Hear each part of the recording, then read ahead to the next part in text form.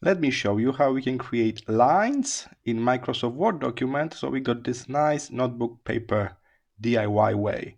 Simply insert a table, keep it as one column. Here it is.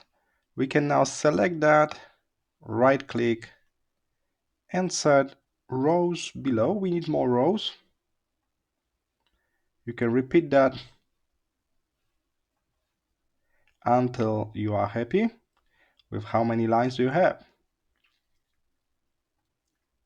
Alright, now we can modify the table size. Actually, we can pull it here at the corner.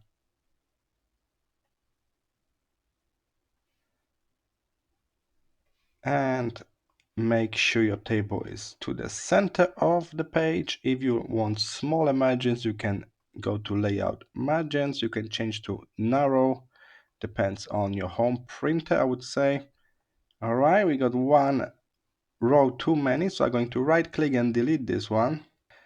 Okay, and as you can guess, normally by default we don't need those lines on the left and right, we just need those horizontal lines. So we can first click borders, no borders. So now all of the borders are invisible. And while we are here, you can also decide what kind of lines do you really need. Head to table design for additional options like how thick the line should be, what should be the color of the line, and then we got the border menu once more. What we need here are inside horizontal borders.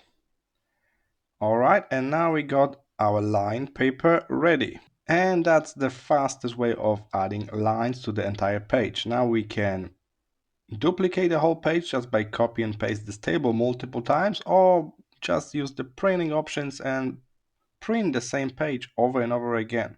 I hope this was helpful. See you in the next one.